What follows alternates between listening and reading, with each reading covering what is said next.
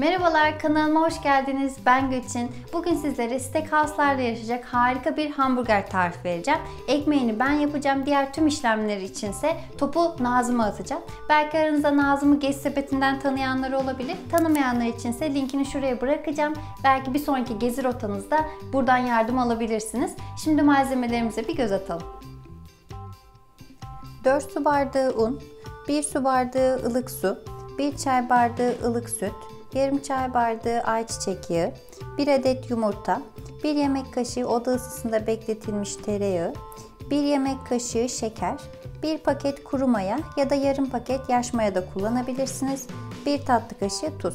Hamburger ekmeğimizin üzerine sürmek için 1 adet yumurta sarısı, 1 yemek kaşığı üzüm pekmezi ve üzerine de bir miktar susam kullanacağım. Şimdi hazırlamaya başlayalım.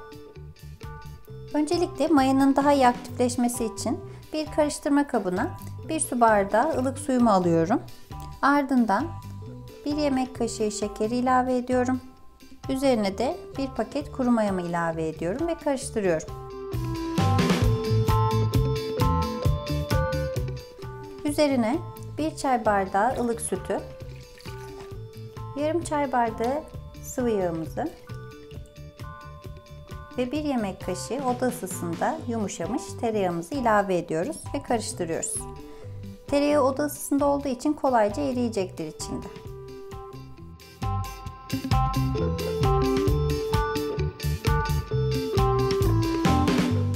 Üzerine bir adet yumurtamı da ilave ediyorum ve karıştırmaya devam ediyorum.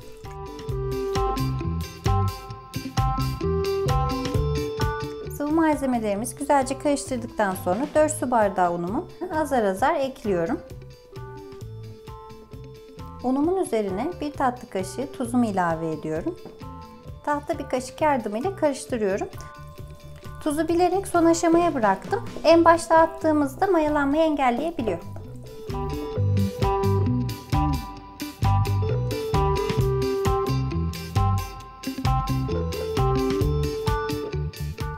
Unumun son kalan kısmını da ekliyorum ve bu aşamadan sonra artık elimle devam ediyorum.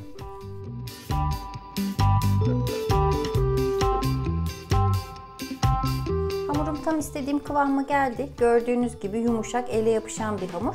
Zaten böyle olmasını istiyorum. Kesinlikle bu aşamada un eklemesi yapmıyoruz. Hamurumun üzerini streçleyip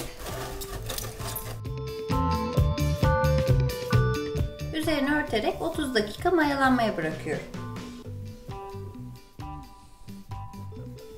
Hamurumuz gördüğünüz gibi kabarmış. Şimdi hamurun biraz havasını alacağım.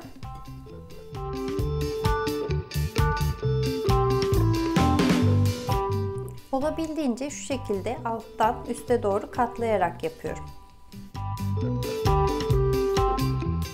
Hamurun havasını aldıktan sonra üzerini tekrar streçliyorum.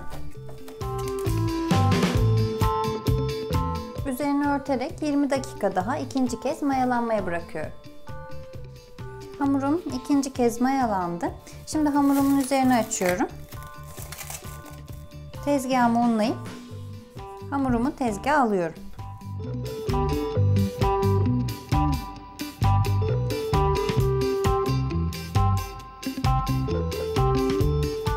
Hamurumu şu şekilde toparlıyorum. Hamuru verdiğim sürelerden daha fazla bekletmeyin. Bu sefer de hamurun ekşimesine sebep olabilirsiniz.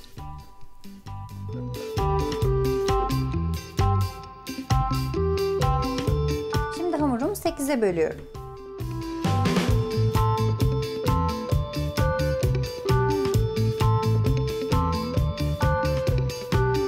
Ben 8 adet hamburger ekmeği çıkaracağım bu ölçülerden.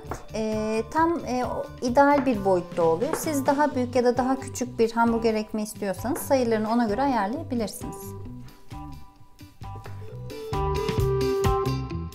Elimizi biraz unluyoruz, hamurumuza biraz un atıyoruz ve pürüzsüz bir şekil elde etmeye çalışıyoruz.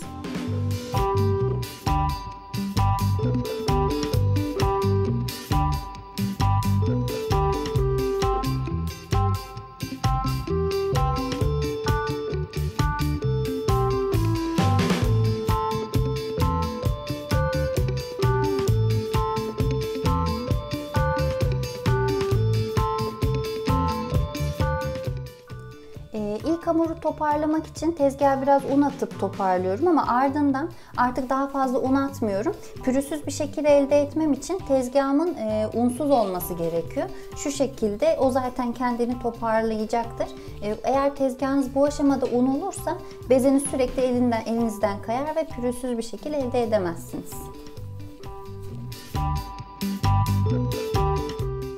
Şimdi de hamurlarımızın üzerine örtüyoruz ve son kez 15 dakika kadar tepsi mayasına bırakıyoruz. Ekmeklerimin üzerine sürmek için 1 yemek kaşığı üzüm pekmezini 1 adet yumurta sarısı ile karıştırıyorum.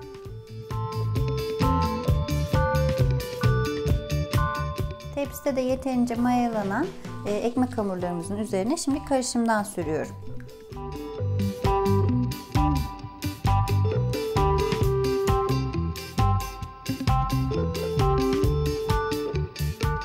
Üzerlerine de susam atıyorum. Siz dilerseniz hiçbir şey atmadan da kullanabilirsiniz. Ben çörek otunu çok sevdiğim için bir kısmına da çörek otu atacağım. Şimdi de ekmeklerimizi önceden ısıttığım 180 derecelik fırında alt üst açık ama fan kapalı bir şekilde orta rafta üzerleri kızarana kadar yaklaşık 20-25 dakika kadar pişiriyoruz. Ekmeklerim fırından çıktı. Gerçekten çok güzel kızarmışlar. Şimdi de üzerlerini örtüyorum ve bir 10 dakika dinlendiriyorum ekmeklerimi. Evet, hamburger ekmeklerimiz hazır. Artık topu Nazım'a atıyorum. 2 adet hamburger için 350 gram dana kıymam var. Mümkünse dana döş kullanabilirsiniz.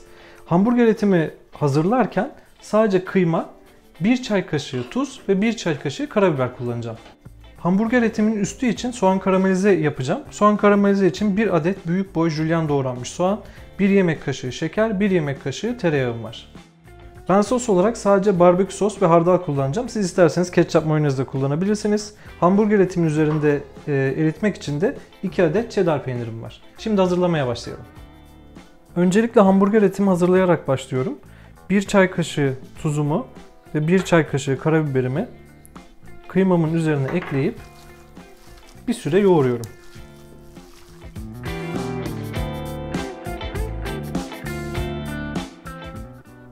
Köftemi biraz yoğurdum. Köftemiz hazır. Şimdi soğanı karamelize edebiliriz. Soğanları karamelize etmek için tavama bir miktar sıvı yağ alıyorum.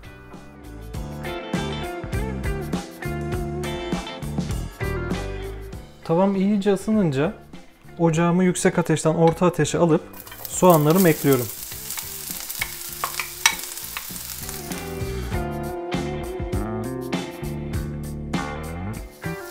İlk aşamada soğanlarıma hiç dokunmadan biraz yumuşamalarını bekliyorum. Soğanlarım biraz yumuşayınca 1 yemek kaşığı şekerimi ekleyip karıştırmaya devam ediyorum.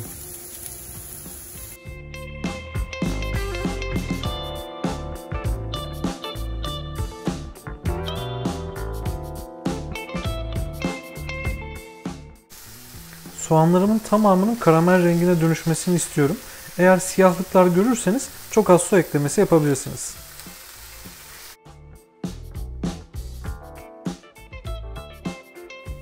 Soğanı karamelize etme işlemi çok kısa süren bir işlem değil. Birazcık sabırlı olmamız gerekiyor. Son olarak lezzeti arttırmak için 1 yemek kaşığı tereyağı ekliyorum.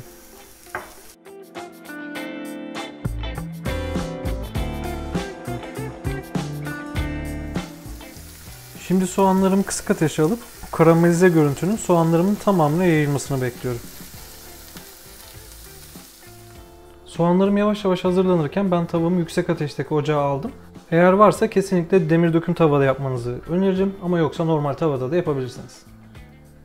Ben kıymamı gördüğünüz gibi 2 eşit parçaya ayırdım ve şeklini vermek için şu şekilde kaseler kullanacağım. Hamburger köftemin içinden rahat çıkması için şöyle köşelerini yağladım birazcık. Ve şu şekilde içine bastırarak köftemin şeklini oluşturuyorum. İsterseniz bu işlemi elinizle de yapabilirsiniz ama bu şekilde daha kolay oluyor. Eğer köfte çok kalın olduysa çıkarttıktan sonra elinize birazcık daha inceltebilirsiniz. Köftemi kızartmak için tavanın bir köşesini Ekmeklerimi kızartmak için ise tavanın diğer köşesini kullanacağım.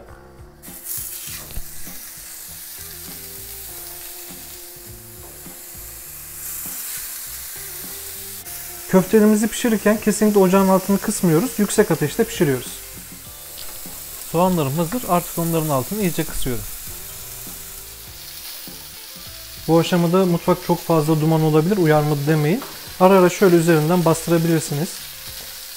Etimiz pişmeden kesinlikle çevirmeye çalışmayın arkadaşlar. Zaten bırakmayacaktır. Pek piştiğini nasıl anlayacağız? Şu yandaki çizgiler biraz daha yukarı çıktığında artık çevireceğim. Bakın zaten piştiği zaman et kendiliğinden bırakıyor. Bu şekilde çevirip diğer tarafını da pişiriyorum.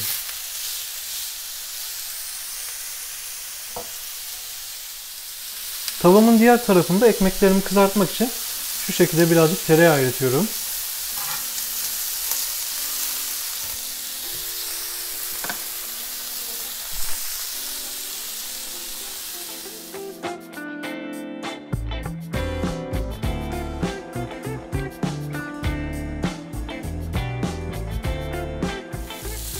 Ekmeğimin tabanına önce barbekü sos, daha sonra da hardal sürüyorum. Dediğim gibi bu kısmı tamamen size kalmış.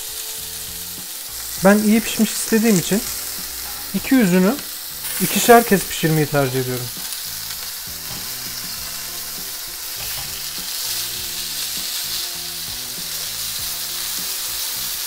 Diğer ekmeğimi de aynı şekilde tereyağladığım yere koyacağım.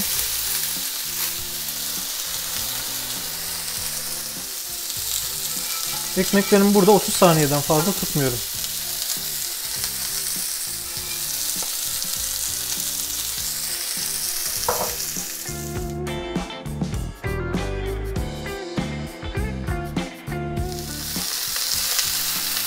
Etlerimi son kez çevirdiğimde artık benim için yeterli pişme seviyesine ulaştıklarında üzerlerinde peynirlerimi eriteceğim. Bu görüntü sizi arkadaşlar yanıltmasın. Etlerim çok kalın olduğu için iyice pişirmem lazım.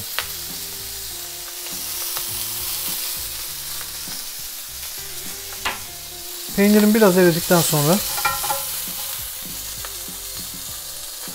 hemen alıyorum.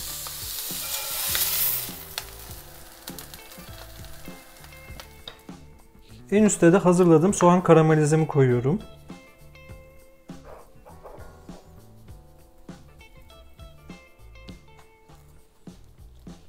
Hamburgerlerimiz hazır. Afiyet olsun. Eğer bu videomuzu beğendiyseniz ve benzer videoların devamının gelmesini istiyorsanız kanalımıza abone olup videomuzu beğenmeyi unutmayın. Görüşürüz. Merhabalar, kanalıma hoş geldiniz. Ben Gülçin. Bugün sizlere harika bir hamburger tarifi vereceğim. Bu hamburger. Bugün sizlere çoğu steakhouse'da yiyemeyeceğiniz olmadı. Bugün sizlere harika bir hamburger steakhouse unuttum. Merhabalar. Gezi diyecektim. Nazım'ı belki Gezi Sepeti'nden de tanıyanlarınız olabilir. Dikkatim olmadı mı? Ekmeğini ben yapacağım. Diğer tüm işlemler için topu